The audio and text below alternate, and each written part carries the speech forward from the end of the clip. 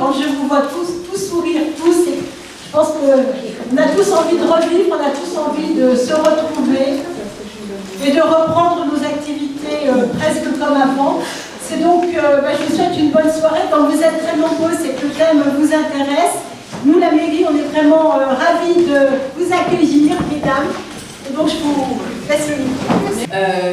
Je remercie donc la mairie de nous accueillir. C'est la première année pour nous ici, après le Covid.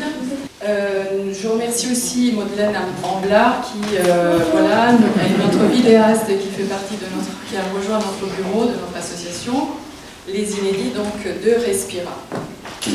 Notre raison d'être, c'est de nous poser des questions sur ce qui fait et est l'humanité. Notre place dans l'univers, nos origines, les ressorts qui nous animent. 3 autres rencontres seront prévues et accueillies ici, et vous devriez avoir d'ailleurs, je pense, le programme à disposition pour ceux qui le souhaitent. Maintenant, je voudrais juste vous donner quelques notes biographiques pour introduire la présence donc, de Christine Ulivucci, voilà, qui me fait l'honneur de venir ici à Lyon, de Paris. C'est une amie et collègue de très très longue date. Merci Christine d'être venue. Elle exerce la psychothérapie analytique et transgénérationnelle depuis une vingtaine d'années.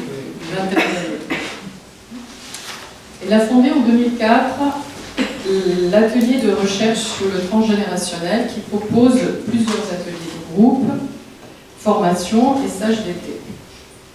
Son approche l'amène par ailleurs à utiliser la photographie comme outil thérapeutique et à travailler sur le processus de création artistique. Elle est l'auteure de 2 ouvrages, Psychogénéalogie des lieux, de vie, et Ces photos qui nous parlent, tous les 2 publiés chez Payot. Nombreuses interventions sont disponibles sur son site www.transgénérationnel.com. Donc nous sommes ravis que Christine Ulivucci inaugure notre cycle de 4 rencontres de notre association Les Inédits de Respira, avec un thème qui interroge la question du comment le transgénérationnel et le filtrage de nos mémoires nous permet de mieux nous connaître et donc de mieux vivre. Merci de votre attention, excellente écoute, et je donne la parole à Christine. Merci. Merci.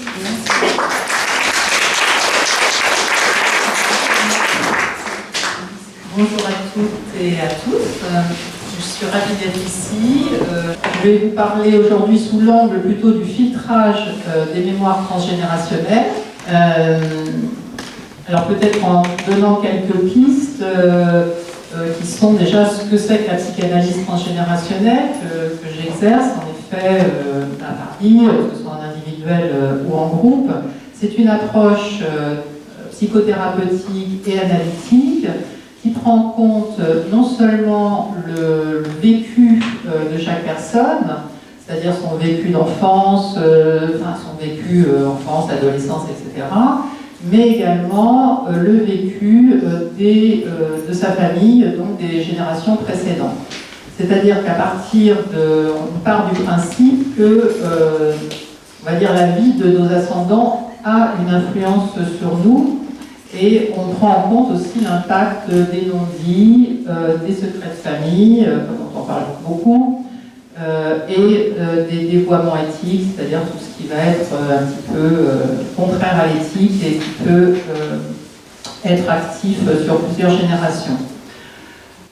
Donc filtrer, on pourrait dire déjà, c'est transformer l'héritage en soi, pour soi et pour ses descendants, généralement. C'est pas pour ses ascendants, c'est pour ses descendants. C'est-à-dire qu'une personne qui viendrait par rapport à certaines problématiques, c'est vraiment pour filtrer quelque chose par rapport à elle, au niveau de l'horizontalité et au niveau de la descendance. Alors déjà peut-être un mot pour les personnes, enfin bon, je donne des éléments de base, je dois dire, je ne sais pas qui connaît le transgénérationnel ou non. Qu'est-ce qu'on appelle le trauma? Qu'est-ce qu'on appelle le fantôme en psychanalyse transgénérationnelle? Donc lorsqu'un événement traumatique à une génération donnée n'a pas pu être élaboré, c'est-à-dire lorsqu'il n'a pas été parlé, lorsqu'il a été caché ou travesti, comme c'est souvent le cas dans les histoires où il est question de mort brutale, de sexe, d'agression sexuelle, d'inceste, de honte sociale, de maladies honteuses, de faillite, d'emprisonnement. La liste peut être un peu plus longue d'ailleurs. Cet événement se retrouve encrypté et se transmet sous la forme de ce que la psychanalyse transgénérationnelle appelle un fantôme. Et ce fantôme vient hanter, entre guillemets, évidemment, les générations suivantes. Alors c'est la tentative, on peut dire, de combler cette absence de parole, ce non-dit, cette lacune, qui mobilise les descendants dans un travail psychique incessant qui peut occasionner différents troubles psychiques et différents symptômes corporels. C'est-à-dire que ça peut faire symptômes au niveau psychique comme au niveau physique. Donc ce qu'on appelle le fantôme en transgénérationnel, c'est un traumatisme qui n'a pas eu le temps d'être élaboré et transformé. Filtré, ça veut dire maintenant, ce qu'on fait d'ailleurs en thérapie, c'est transformer, filtrer, c'est un autre mot pour ça qu'on a choisi pour le titre. Donc le manque d'élaboration de sens, c'est le manque d'élaboration de sens par rapport à un événement, soit parce que l'événement a été trop brutal, donc il y a eu un manque de temps pour l'assimiler, pour qu'il soit assimilé par le psychisme. Bon, c'est le cas par exemple des morts brutales, de stress violent, tout ce qui peut être lié au décès brutal par exemple et aux agressions, soit parce qu'il y a un empêchement à le penser. Empêchement à le penser, c'est notamment, tout à l'heure je parlais d'éthique, c'est notamment les cas d'inceste ou de viol. Donc à ce moment-là, il n'y a plus la possibilité, quand on vit le traumatisme, d'être présent à soi-même. On occulte, on enfouit l'événement, c'est ce qu'on appelle un clivage, on s'absente de soi et de son corps. Et quand il y a du silence après un traumatisme, après de la violence notamment, la violence continue à se transmettre. Il y a une forme de victoire de la violence sur plusieurs générations. Donc il faudra, en fait, à retenir, c'est que ce qui n'est pas élaboré, ce qui n'est pas transformé, filtré, se transmet. Et les mines à traumatisme et à fantôme, ce sont tout d'abord tout ce qui est guerre, accident, crimes, morts violentes, etc. Donc autant d'événements qui surgissent brutalement. C'est tous les événements qui occasionnent une forme de fixation. C'est comme s'il y avait un point qui était arrêté dans le temps. C'est sur ces points-là que l'on revient en analyse, en thérapie, sur ces points qui viennent parasiter le présent parce qu'ils n'ont pas été élaborés. Donc c'est comme si le temps s'était arrêté. C'est comme un trou. On dit un traumatisme, on peut dire aussi un traumatisme. Bon, ça c'est une formule de Lacan plutôt. Donc il y a quelque chose qui fait trou dans le tissage des générations et qu'il faut reprendre, qu'il faut, entre guillemets, pas forcément réparer, parce que souvent on répare, mais on répète quand on répare, mais plutôt transformer. Alors ce sont aussi, d'une manière générale, tous les deuils non faits, c'est-à-dire les morts cachées, les morts précoces, injustes, entre guillemets, les morts loin de chez soi, les corps qui ne sont pas raccompagnés dans une sépulture, tout cela crée du fantôme et il faut revenir, on va dire, en parler, redonner une place à tout ça pour que ça ne se répercute pas. Alors, si l'événement reste flou, parce que on parle souvent de secret, de famille, moi je parle plutôt de non-dit, si l'événement reste flou, il n'y a pas d'information réelle autour de l'événement. Mais parfois, on a quand même quelques briques d'informations, mais on ne communique pas sur le sujet. C'est-à-dire, parce qu'il y a inconsciemment un interdit de le faire. C'est-à-dire qu'on respecte, sans le savoir, cet interdit qui est lié à quelqu'un d'autre. On ne pose pas de questions, comme s'il n'y avait rien derrière, ou du moins comme s'il y avait quelque chose d'impensable. Alors les répercussions vont se manifester du côté du creux, du vide, de quelque chose qui n'a pas été digéré, on pourrait dire. Et la première grande répercussion, et c'est là-dessus qu'on travaille, notamment forcément quand on est dans une thérapie qui passe par la parole, l'analyse ou la psychothérapie, c'est la première grande répercussion, de ce qui n'a pas été élaboré, de ce qui n'a pas été, ce qui a été tu, ce qui a été gardé secret ou pas transmis, c'est le silence qui se transmet. Donc sortir du silence, déjà en séance, c'est une première étape pour sortir de la fatalité des répercussions, quelles qu'elles soient, c'est-à-dire répercussions psychiques, somatiques, impossibilité de vivre, etc. Et le thérapeute pose le cadre pour qu'une parole soit dite et entendue. Les répercussions les répercussions de ce qui n'est pas... alors le silence, là je fais un petit aparté, enfin, qui est complètement d'actualité. Le silence, c'est notamment, alors évidemment le silence par rapport à des périodes familiales, historiques, dont on ne peut pas parler, parce que voilà, il y a des horreurs qui ont été vécues. Et puis il y a le silence dont on parle beaucoup, parce qu'il y a une sortie du silence, c'est la question de l'inceste, qui quand même gangrène beaucoup de familles.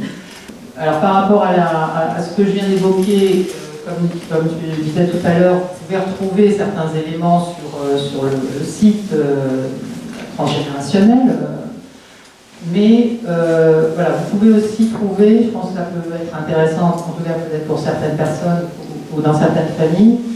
J'ai écrit récemment un article, un dossier sur l'inceste pour le hors-série de juillet de la revue L'Éléphant. Et ça, vous pouvez le trouver sur la page Facebook Pro, qui est Psychanalyse transgénérationnelle Paris.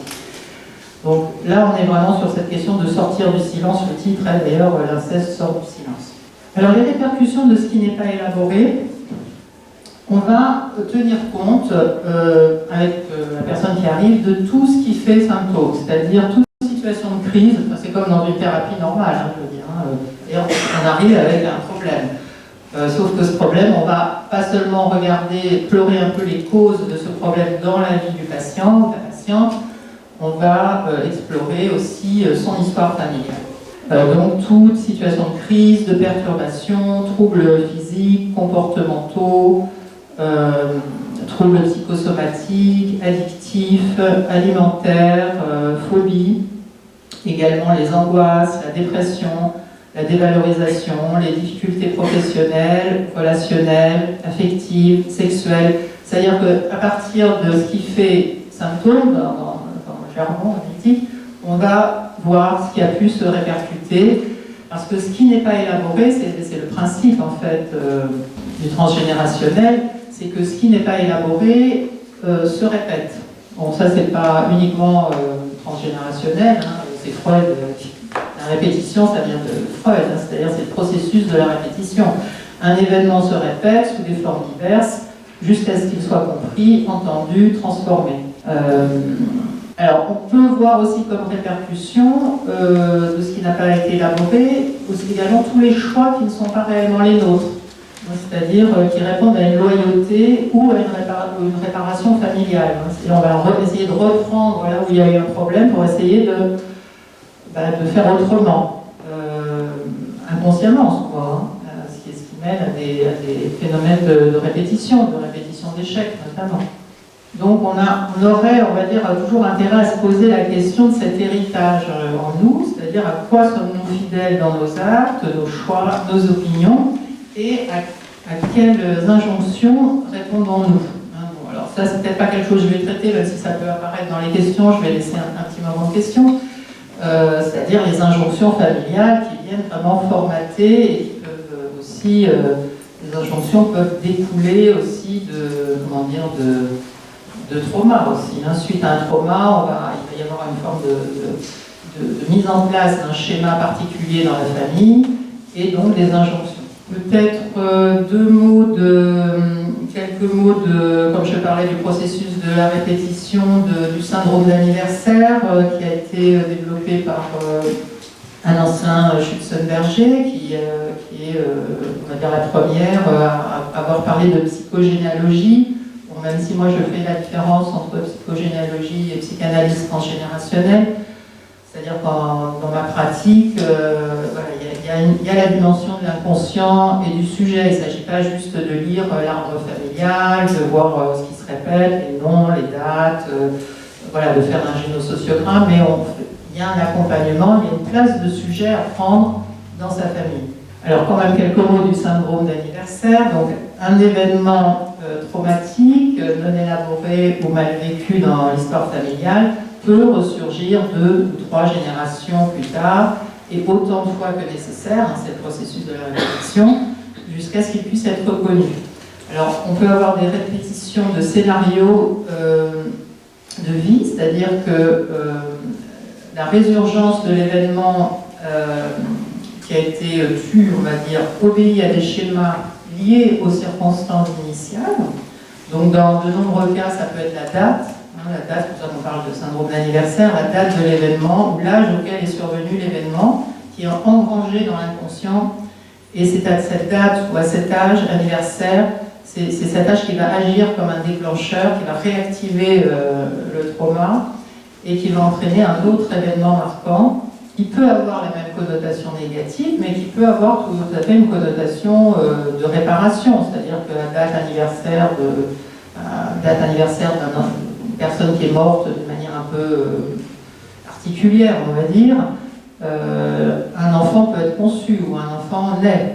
Alors ça c'est voilà, tout à fait, voilà, on va dire, on est vraiment dans la question de l'horloge biologique qui se charge de nous rappeler quelque chose.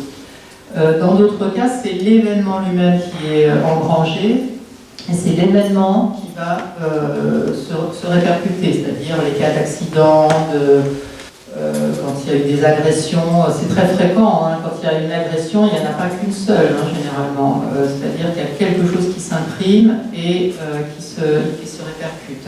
Donc le corps mémorise l'événement et l'exprime voilà, selon ce schéma-là. Et dans d'autres cas de figure, bon, ça c'est quelque chose que j'ai entre autres développé dans le livre Psychogénéalogie des lieux de vie. J'aborde, entre autres, on va dire, la question de l'événement, de ce que l'on peut lire à travers les lieux de vie, de ce qui peut se reproduire, se répéter. C'est-à-dire que ça pourrait être le lieu de l'événement qui est mémorisé et qui se fait le vecteur de la mémoire. Donc les événements non élaborés ressurgissent, par exemple, avec des coïncidences liées au lieu qui vont être un rappel du contexte. Quelques mots sur ce qui se transforme, hein, parce qu'on parle quand même du filtrage, donc de ce qui peut se transformer. Au-delà d'aller explorer, évidemment, parce que ça c'est la première chose, hein, c'est d'aller explorer ce qui est la cause de la problématique de la personne qui arrive. Donc il y a une exploration qui va, comme toute approche thérapeutique, transformer quelque chose d'une inertie en mouvement.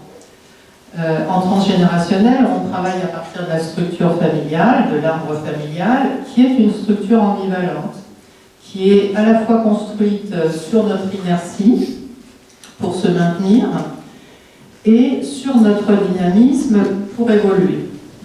Donc, ce qui va permettre quelques pistes dans ce travail, qu'on aborde dans ce travail, c'est évidemment poser l'arbre familial, parce que c'est une manière déjà de l'explorer, c'est une manière de s'en distancier, c'est-à-dire on se sépare d'une certaine manière d'une histoire en la posant. Il y a la question de la compréhension, du discernement, c'est-à-dire qu'on rend visible, on va prendre conscience, on va comprendre ce qui nous entrave, nous guide.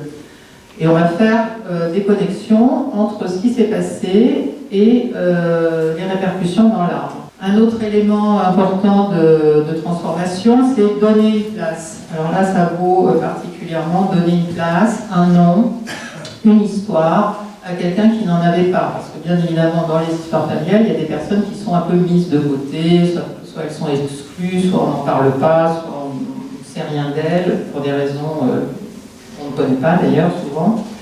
Donc, ou des personnes qui ont, qui ont un peu disparu, on va dire.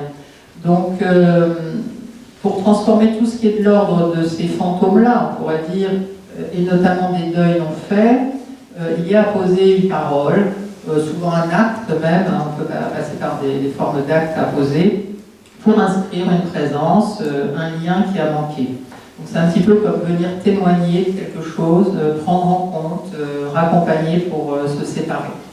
Alors, quand on pose quelque chose ou on fait quelque chose par rapport à quelqu'un, c'est pas pour combler un manque.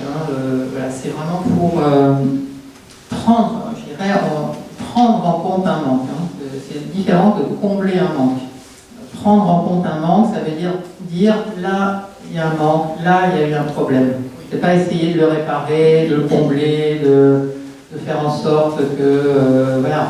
Alors la parole, comme je disais tout à l'heure, bien évidemment, et notamment par rapport à la question du secret, ou de ce qui n'a jamais été dit, on peut souvent entendre des patients qui disent « bon, c'est la première fois que je parle de ça ». Donc voilà, quelque chose qui peut être posé par la parole, mais la parole, bon, c'est pas une parole désincarnée, c'est un corps qui pose la parole, sinon on est là quand on pose une parole. Voilà, donc la parole fait aussi, là on parlait des fantômes, mais la parole fait aussi sortir de ce qui, de l'emprise aussi, c'est-à-dire l'emprise, c'est toute la question de la violence qui peut se manifester dans les arbres familiaux, donc pouvoir en parler, c'est déjà sortir de l'emprise ou de la hantise versus fantôme. Donc la parole remet du mouvement dans l'arbre, et elle permet de se positionner en tant que sujet.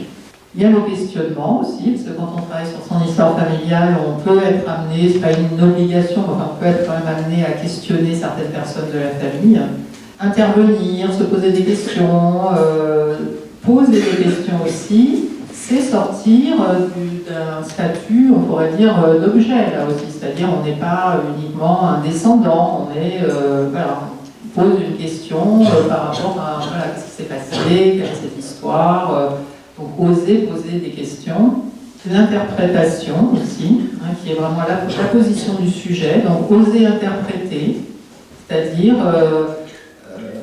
il n'y a pas une vérité dans une histoire familiale, donc quand on interroge son arbre familial, c'est toujours à partir de sa place, c'est-à-dire que votre frère ou votre sœur l'interrogera différemment, parce que de toute manière, chacun est à une place différente.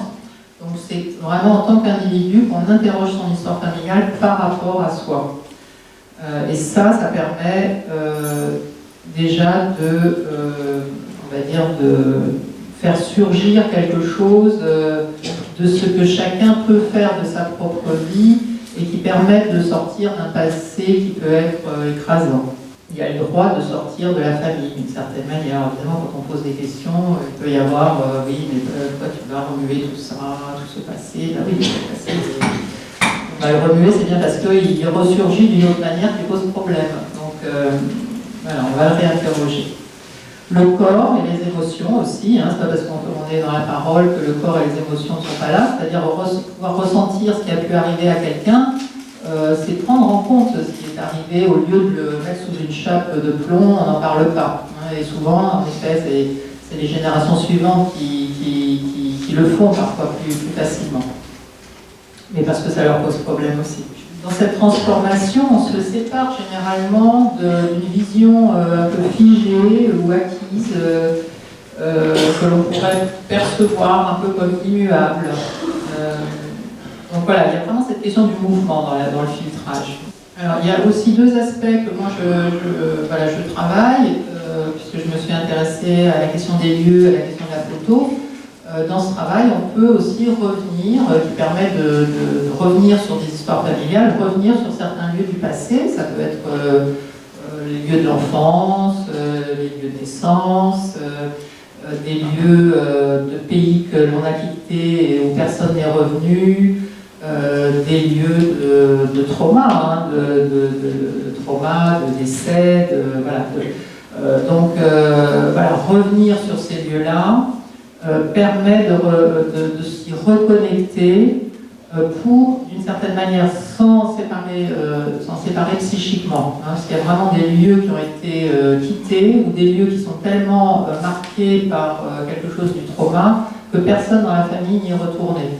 Donc souvent, la personne qui vient faire ce travail peut avoir envie d'y retourner. En tout cas, moi, je l'incite à y retourner et ça fait partie de tout un travail. Voilà, des patients qui vont venir sur différents lieux de... Alors qu'on peut y aller et qu'on peut en revenir. C'est-à-dire qu'on ne va pas rester, que la menace n'est plus là. C'est acté pour les morts, on pourrait dire, mais aussi revenir, savoir que la menace n'est plus là. Donc la question des lieux, et puis la question des photos, où voilà, le travail avec les photos de famille, alors ça c'est dans l'autre livre que je développe, ces photos qui nous parlent, qui permettent justement de relire la mémoire familiale, parce que les photos sont vraiment une mine d'informations sur ce qui a pu se passer, ou même ce que l'on a vécu, c'est-à-dire pouvoir revisiter ce passé, ce qui se jouait dans la famille, on va dire voilà, les groupes, les espacements entre les personnes, ce qui se joue dans les regards, dans les gestes, celui qui est absent, celui qui est surreprésenté. Voilà, donne vraiment une indication, voilà, quand il manque certaines informations, donne une indication sur le vécu familial et permet aussi de le revisiter. Et je trouve que la photo est assez intéressante aussi parce que c'est un morceau du passé, hein. C'est une sorte de capsule spatio-temporelle, une photo où on a le passé et le présent en même temps d'une certaine manière.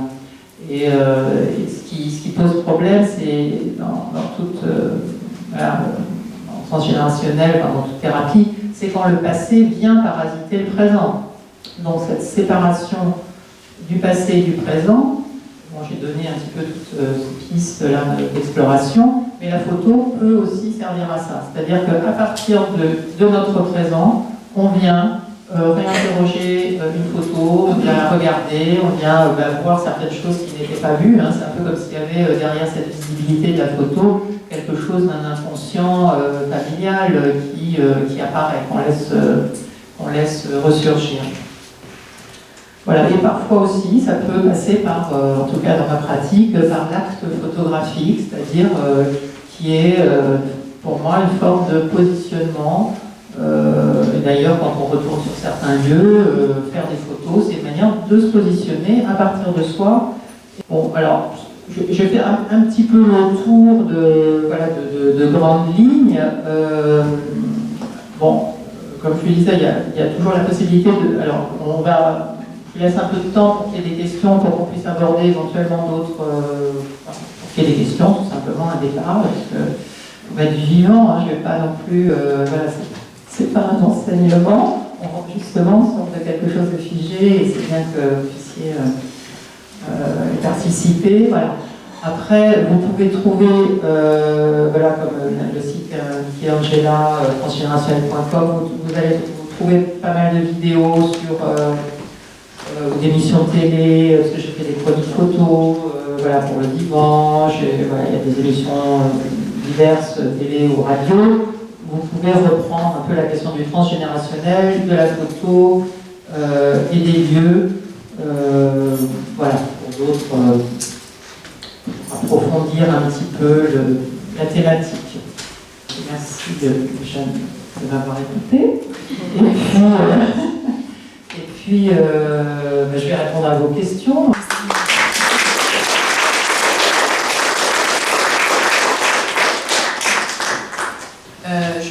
Christine, si tu peux revenir juste sur une question qui me semble vraiment importante, c'est celle de la réparation et pas de transformation. Ça dépend, parce qu'il y a certains thérapeutes qui peuvent parler de réparation, alors que pour moi, voilà, il s'agit plutôt de transformation, parce que souvent la réparation, on va... Bon, imaginons, je donne un exemple qui n'est pas un trauma complet, on va dire, mais pour alléger un peu les choses.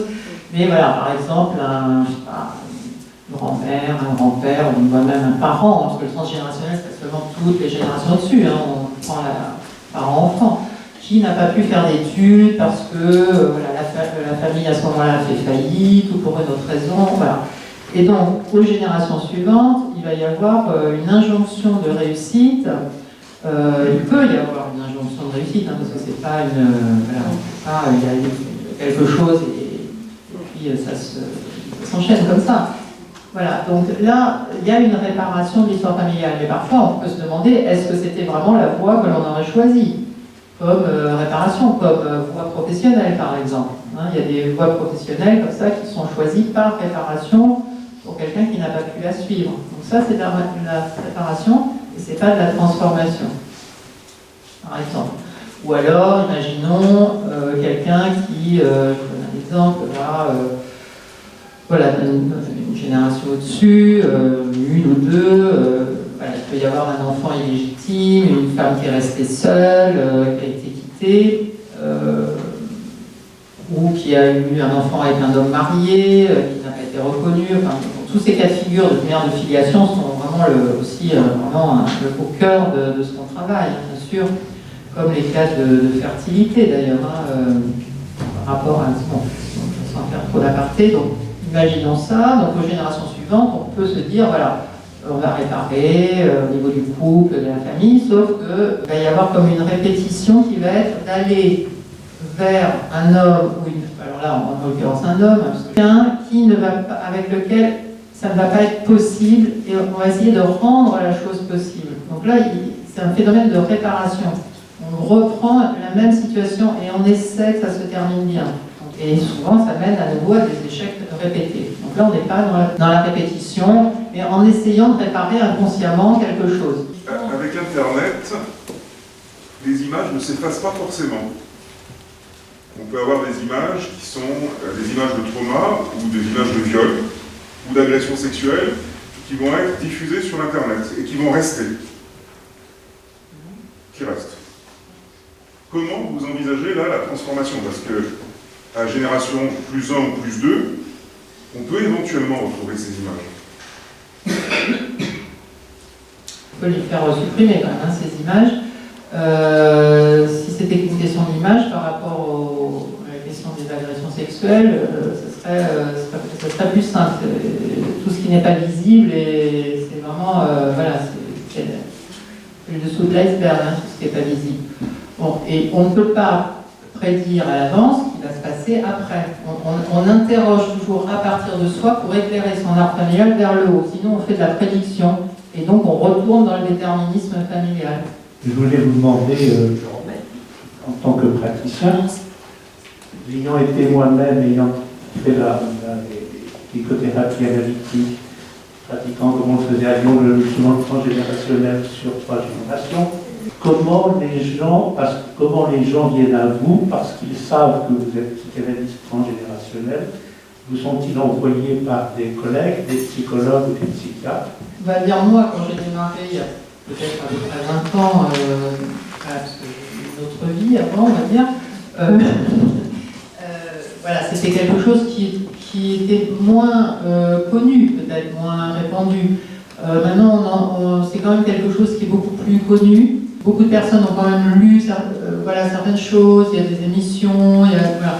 Donc, alors, par contre, les personnes qui viennent pour faire un travail en transgénérationnel sont souvent des personnes qui interrogent déjà leur histoire familiale et qui, en psychothérapie classique ou en analyse, ne peuvent pas aller assez loin. Donc elles s'en rendent compte aussi. Et puis, bon, après les personnes qui arrivent, voilà, ça arrive, ça peut être des conseillers par des psys, j'écris des livres, je fais des émissions, je viens par les médias, pour moi en tout cas. Mais sinon, de manière générale, voilà, c'est quelque chose qui commence à être connu.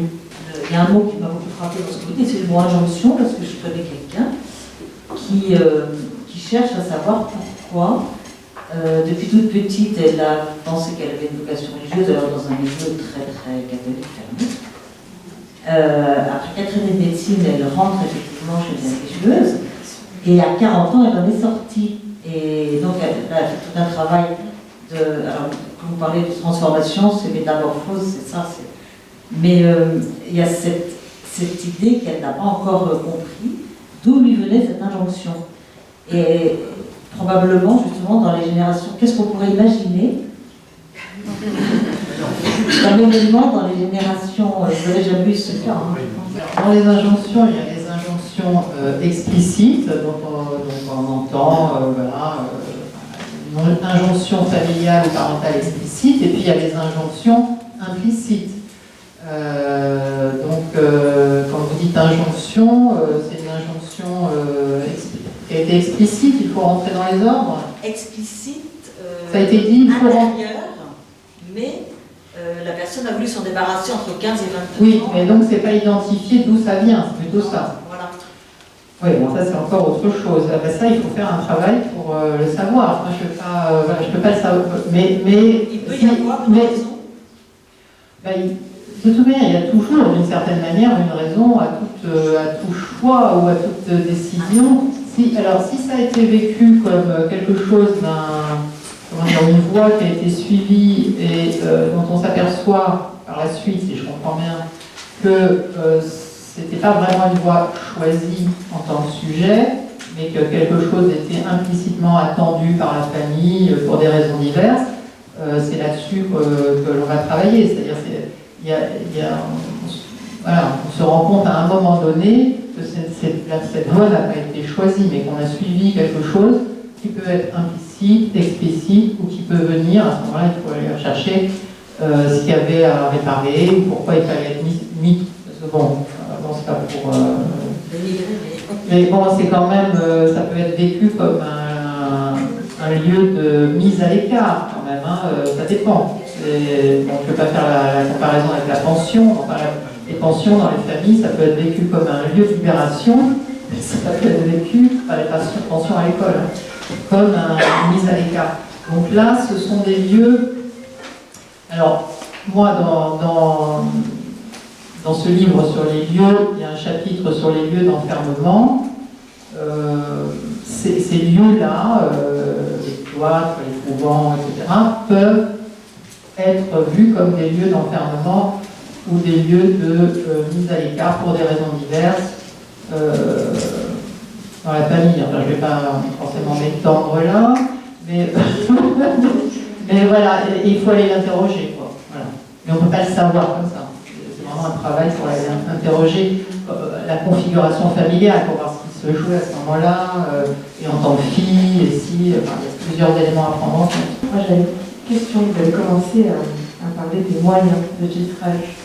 Et moi, j'aurais voulu connaître un petit peu ce qu'il y a en entre-deux.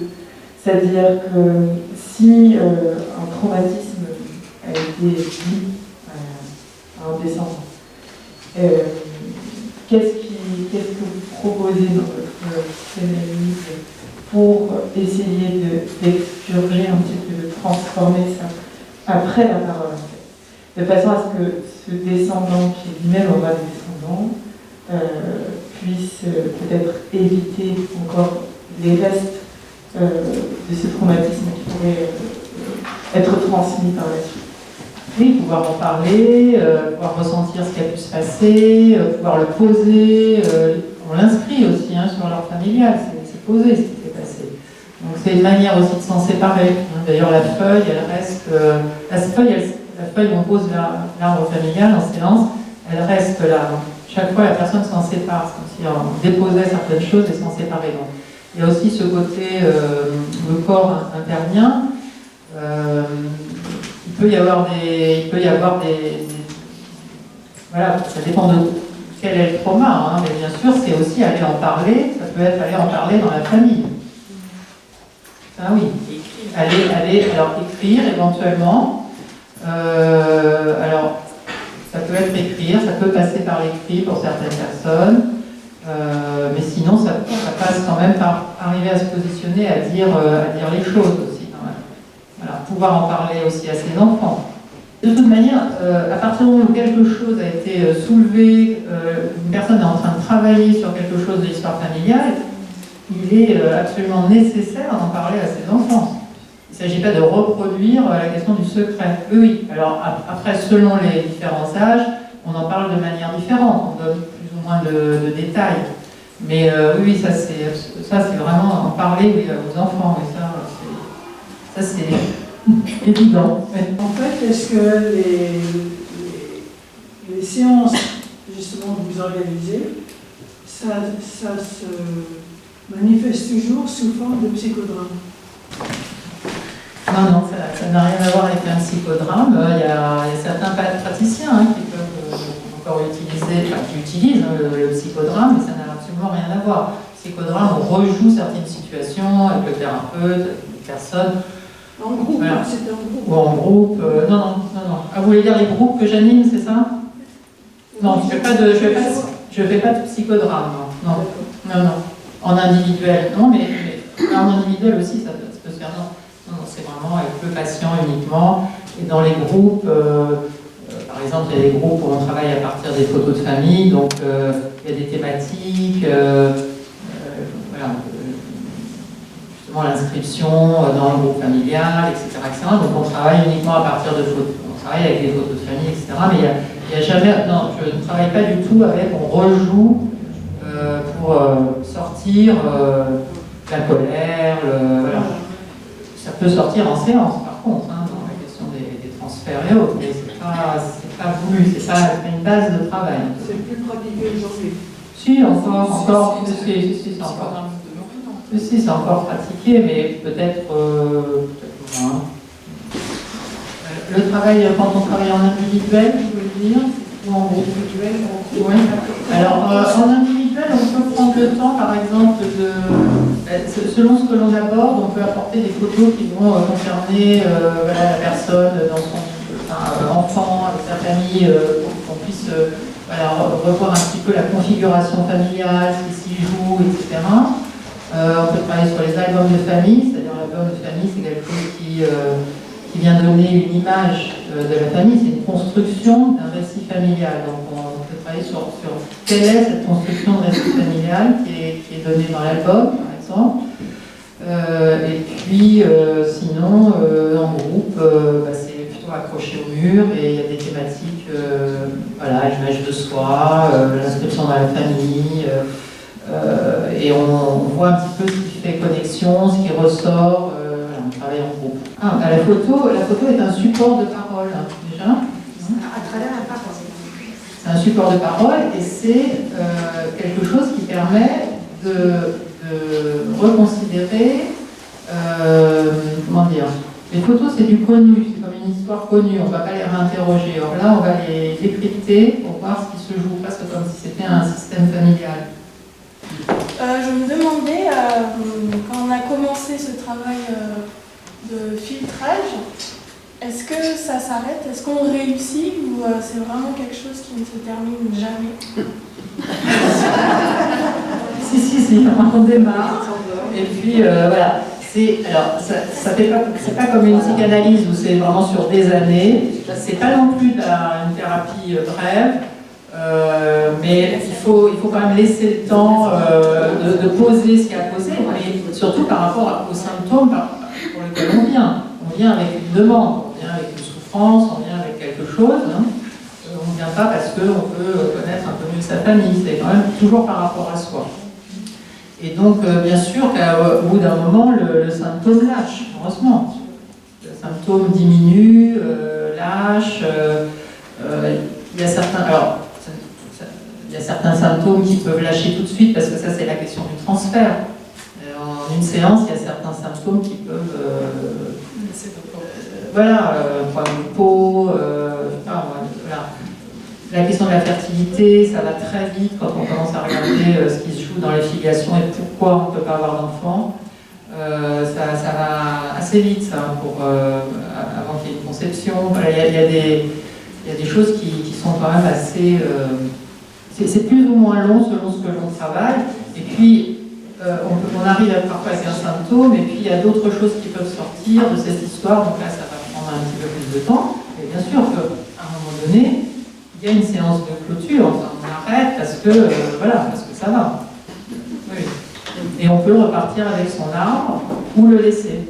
Voilà, il y a le choix. Après, chacun fait ce qu'il veut. Et la transmission du traumatisme est toujours en direct ou ça peut venir d'une tante, d'un oncle. C'est-à-dire que sans enfant, on peut aussi transmettre ça si on l'a pas travaillé.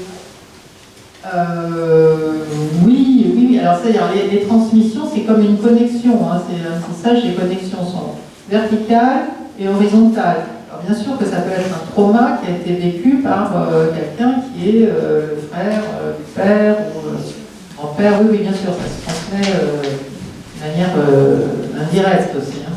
Oui. Parce que ça a touché la famille de toute manière. Très bien. Merci. Merci de votre...